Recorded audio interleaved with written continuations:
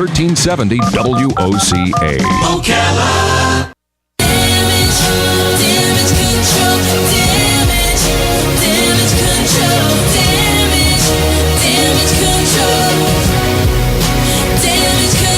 All right, 25 minutes before 11 o'clock. Joe Reichel is in the studio from Damage Control Services. If you have a do-it-yourself home repair question, he might be able to help you out with that. Or maybe it's beyond your know-how and you need a professional. That's the other thing Joe's here to talk about.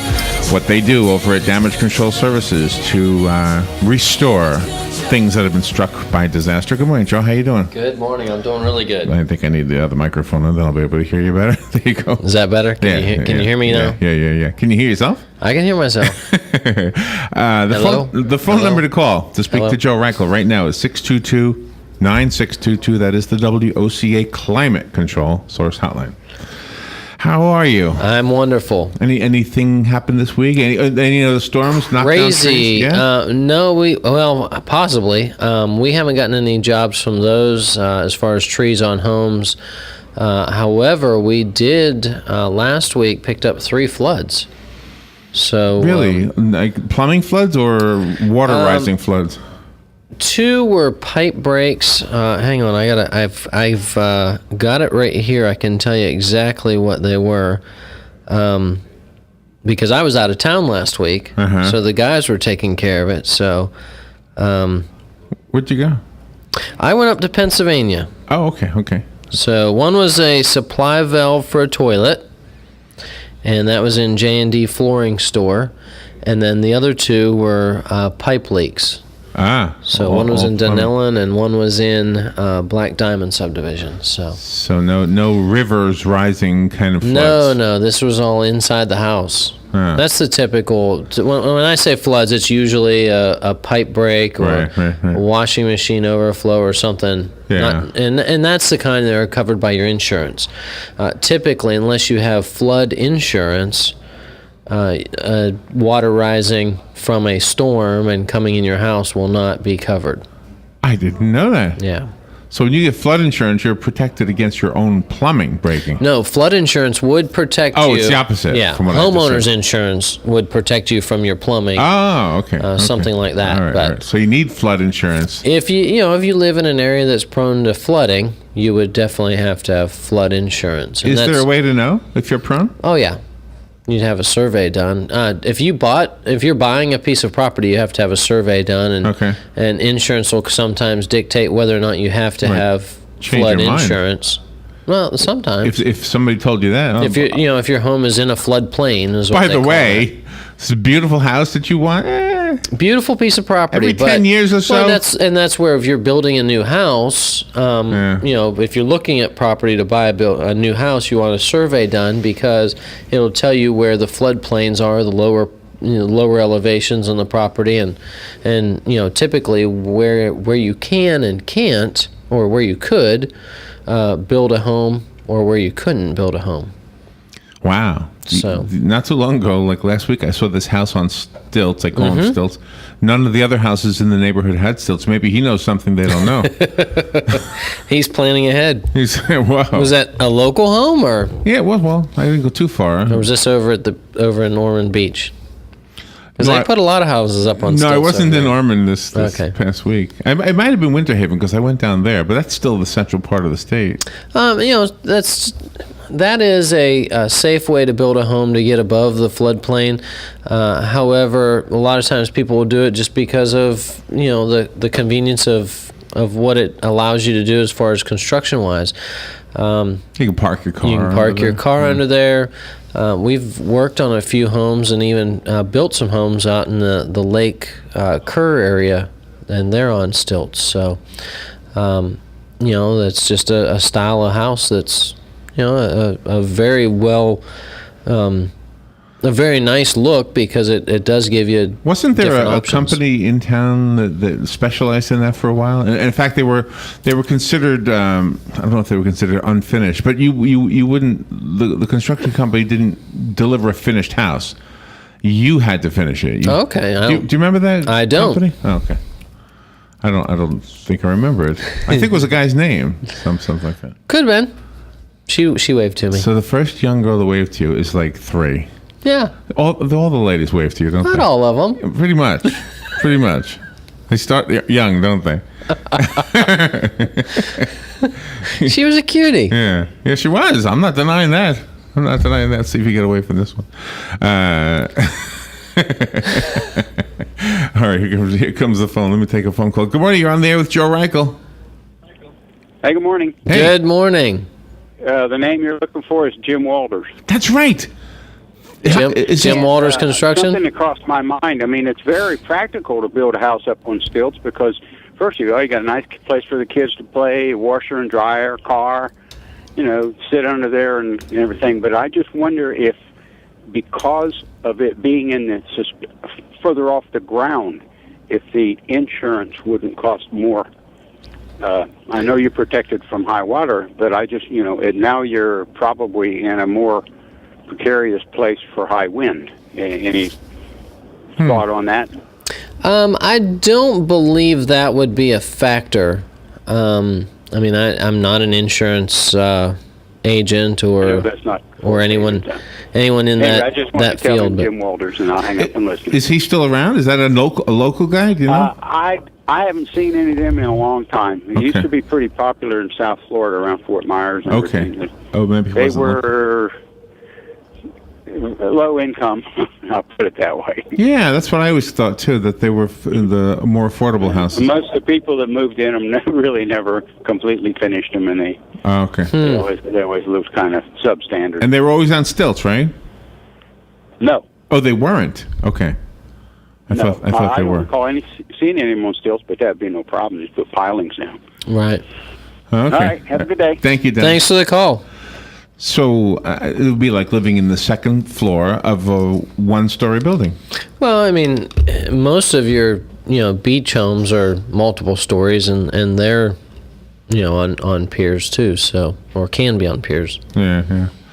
So we haven't talked in a while, but when you first started doing the show, it came up a lot about the approach, the sensitive nature of what's happened to a person's home, because that's your home. It's flooded or it's burned or something, and you were the guy who I thought was always the one who would be the gentle talker.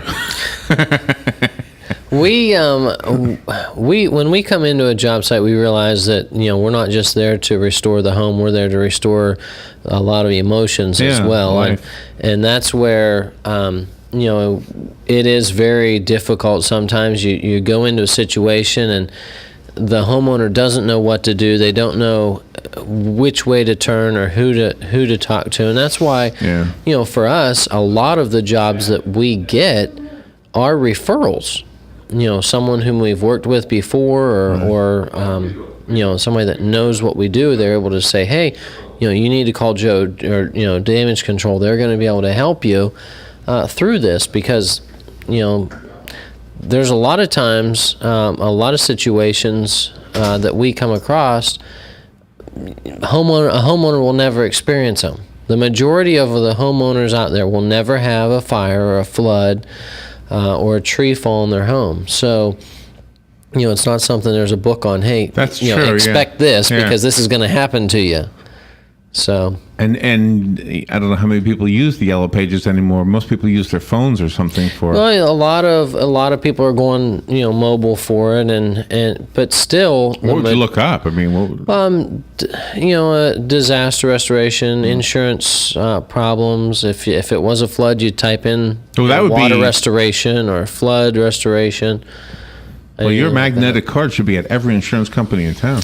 They're at a lot of them. Yeah, you probably know a few. I know. Yeah, that's part of what we do, and and just getting it out there. My job is to help people to be prepared. That's the whole reason for this radio show, is to be prepared, to know what to do in advance in case it would ever happen. Which, by the way, right now we are in the tax-free hurricane preparedness time zone. We are. When does it end? Saturday or Sunday? Right now, you can buy stuff. I'll look it up real quick. I don't know. I got a thing on Facebook. I think I. So what should we shared buy? it. You've told us this before. Well, there's anything to prepare yourself in advance. I know on that list they have tarps. Those are always a good thing to have in case of damage in the house. You can cover it up, protect it. I mean, you always want to make sure that you have your flashlights and some candles and get your food. As far as non-perishable food items. So it's through Sunday, by the way, the tax-free hurricane supply holiday, they call it. Okay. Through June 8th, which I is know they have Sunday. generators on that. You can get a generator. Generators, yes. Yeah. Yes. So I mean, those are items that are great to have.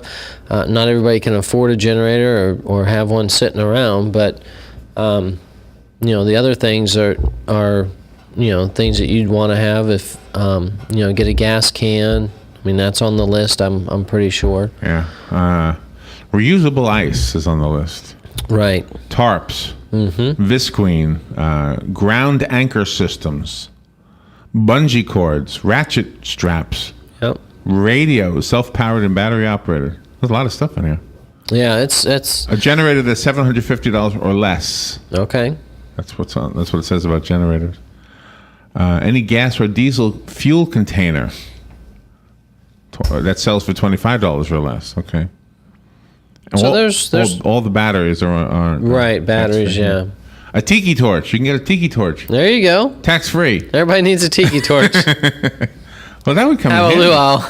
Yeah. Hey, electricity's out. Let's have a party. I mean, those are all good things to have. Make sure that you anything as far as a to-go bag. In the event that you would have, is that right? In the event. In the event that you'd have to leave the home. It just didn't sound right when I said it. Huh. Yeah, I know that feeling.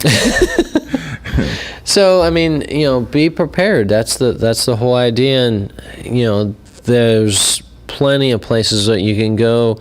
The Red Cross, they can give you a list of things on the Red Cross's website. Okay. I'm pointing at the computer here. Right. On the website, or just type in a Google search for to-go bags and give you a whole list of things. I mean, in mine, I've got a lot of things that most people wouldn't have, but it's... Like what? Well, I've got a little axe in mine, for example. An axe? I've got a little axe. Just in case you have to chop down the tree? Never know. You never know. Never know. That's a good idea. You can't put a chainsaw in there. No. So if you need to, there's a tree in the way. It might take a while. Well, yeah, it might. But I've got a little axe. You'd make progress. Yeah. I mean, I've got a roll of duct tape, and that's something that isn't too odd. Yeah, but that's not a bad idea. I've got some rope. I've got some different hand tools in case I need to do something. So, let's see what I got. I got several changes of clothes, an emergency blanket, can opener. We have another phone call. Good morning. You're on there with Joe Reichel. Yeah, good morning, Joe. Good morning. Say, have you ever run across any problems with propane tanks as far as an issue with safety or anything that a person should be aware of?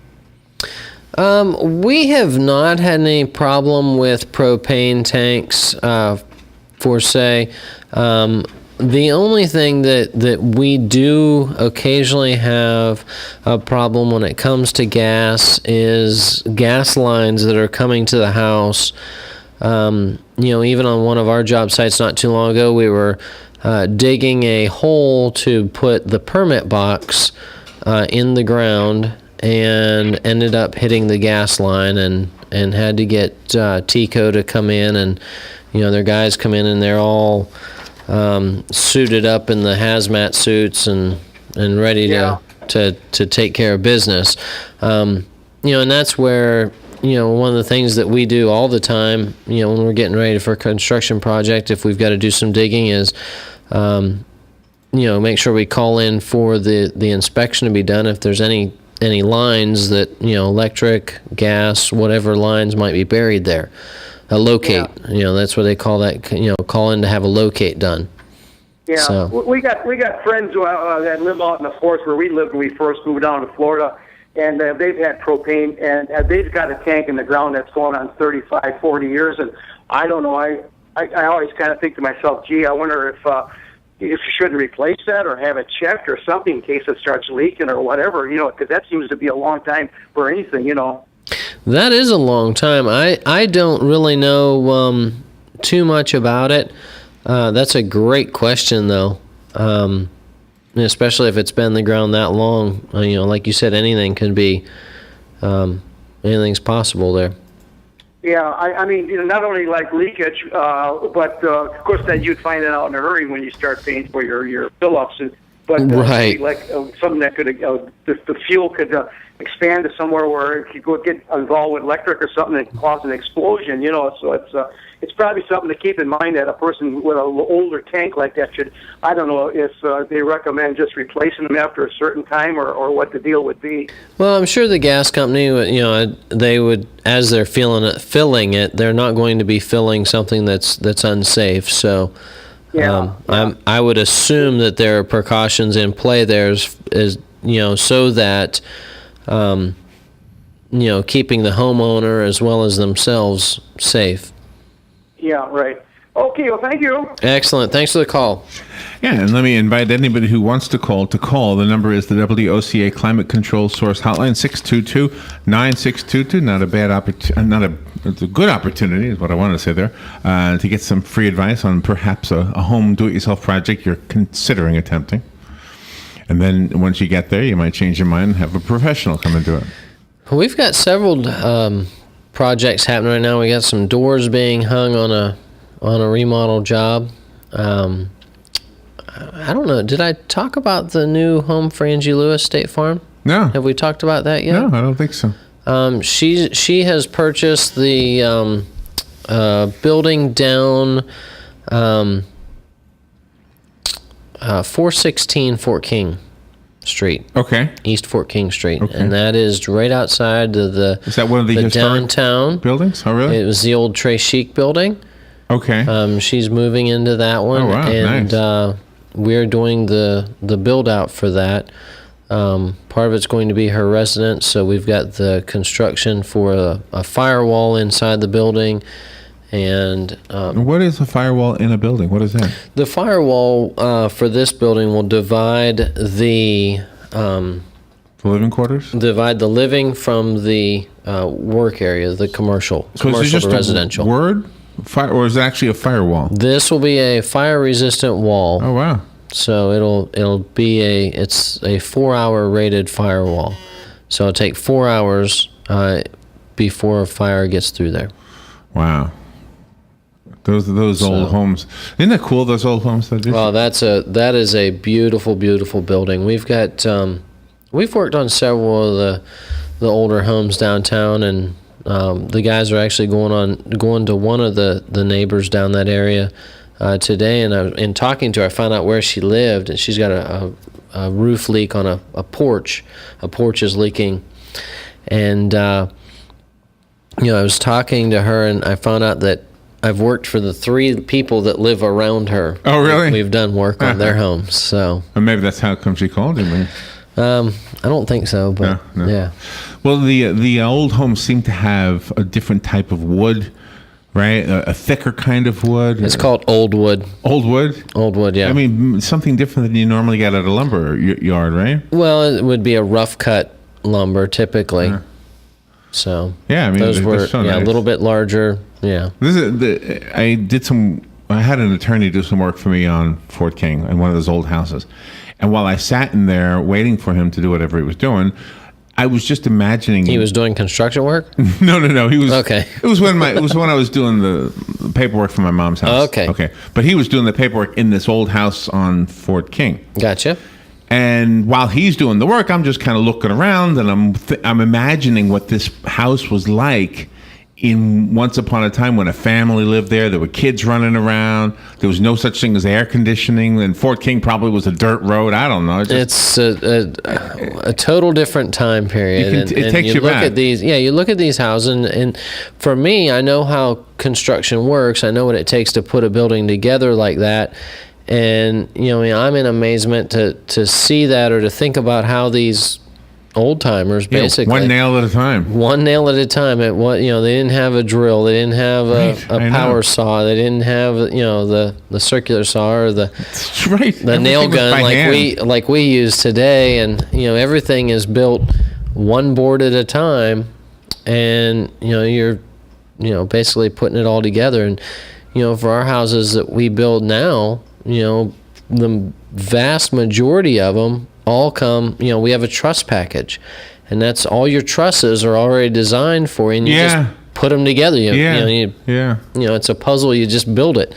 So, as far as the roof system, these older homes are all conventionally framed, and so, you're putting each piece up there individually and putting it all together. So there was an old home in Dunellen that was in the news that still had a working outhouse in it, and a tree fell on the outhouse, and it was a dual seat outhouse. So basically, you could be sitting next to somebody and chatting. I've heard of those. I've never been in one, but I have heard of them. But do you remember the story? The tree fell on it. No, I don't remember. And crushed it. And did they rebuild it? I think so. Because it was some historic significance. So. There's probably not many of them around. It was somewhere in Dunellen.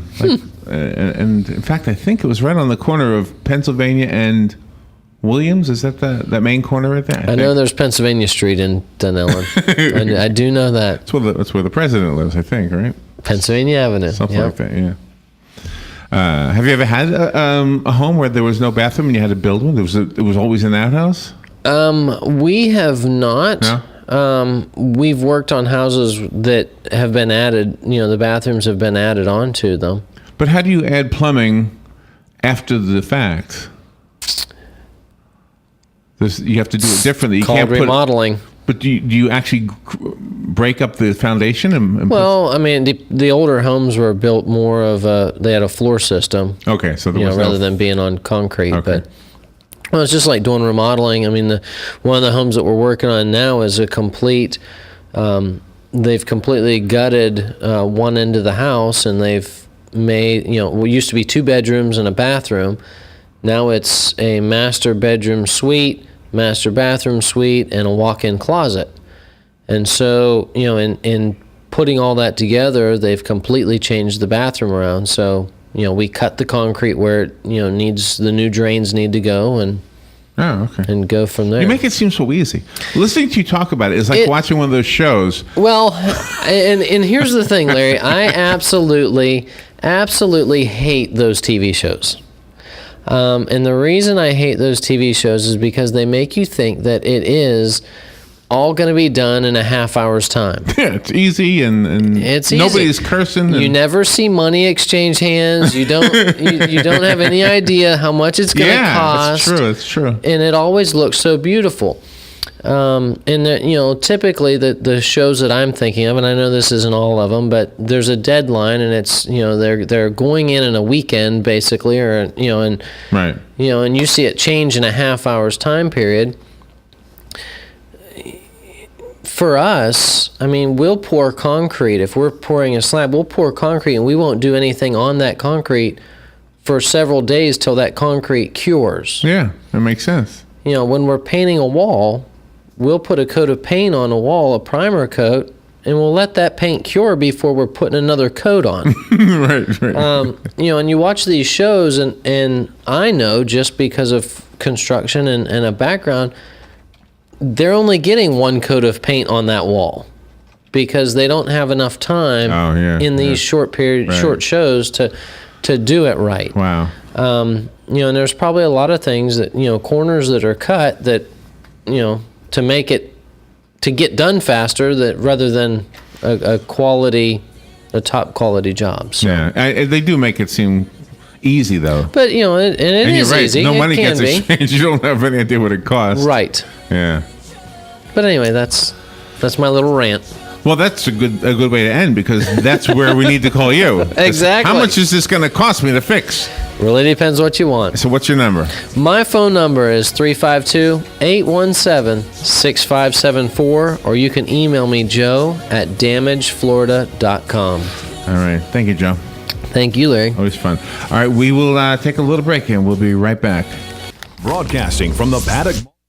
This is WOCA, Ocala, Gainesville, The Villages, 1370 AM, 96.3 FM, The Source. Fox News Radio, I'm Lillian Wu. The White House defends the Bo Bergdahl swap for 5 Taliban members from Guantanamo Bay. I wouldn't be doing it if I thought that it was contrary to American national security. President speaking in Warsaw, Poland, telling reporters the U.S. would be in the position to go after the released detainees. But Republican Senator John McCain on Fox News getting skeptical. If they do commit bad things, i.e. attacking America, then we can go after them. Is